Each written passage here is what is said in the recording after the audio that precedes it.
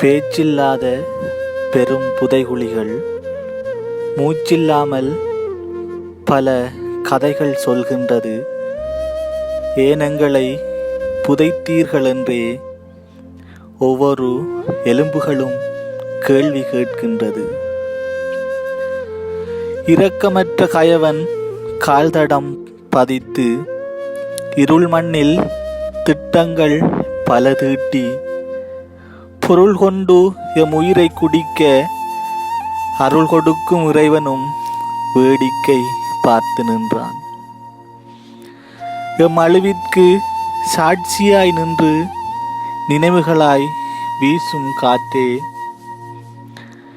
அந்த உயிர்களை நீயாவது தொட்டு சென்று ஆறுதல் கூறிவிடு. விலகாத கண்களில் வரலாறு எழுதவே விழித்த கண்ணிரண்டும் வீணாகி போகின்றதே. வெட்டுக்குழிகள் சொல்லுமெங்கள் வேதனையை, வேறற்ற உயிர்களின் நிசப்தமான யோசனையை. மிதந்தது நினைவுகள் மண்ணின் மேலே, முடிந்தது எம் வாழ்க்கை புதைகுழியின் கீழே.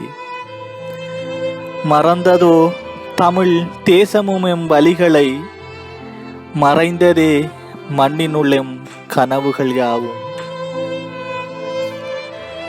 கரைந்த இரத்தத்தில் கதைகள் நாம் எழுதவே, உறைந்த பிணங்களும் பேசத் தொடங்கியன. கருப்பு பூக்கள் பூத்த அந்த புதைகுழியில் காற்றும் கண்ணீர் சிந்தியது மெல்லிய குரலில். ஏனெனும் வார்த்தை மண்ணை கடிக்க, ஈரமாய் கல்லும் மண்ணும் உந்தி அளிக்க, இறந்து போனார்கள் எதிரிகள் சிரிக்க, மறந்துதான் போகுமோ அந்த மரண வேதனைகள்.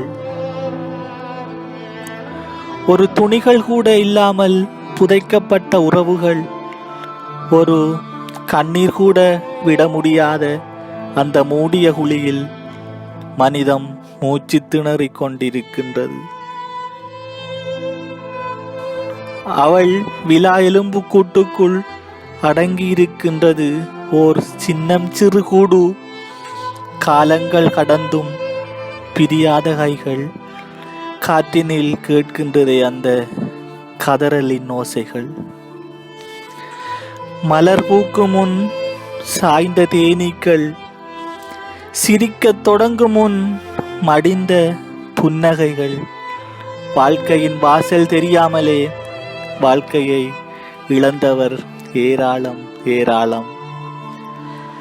இரும்பு துப்பாக்கி முன் ஈரலை நடுநடுங்க, இறுக்கமாய் அணைத்தாள் தன் குழந்தையை காக்க. அவள் மார்பு பிளந்த குண்டுகள் மழலையின் உயிரையும் மண்ணிலே மாய்த்திருக்குமே இறைவா.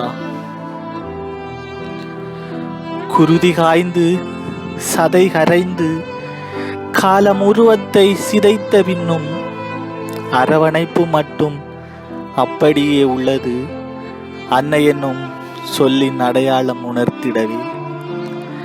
இது ஒரு மரணமல்ல, மனித இனத்தின் குருதிப்பட்ட துவக்கமே.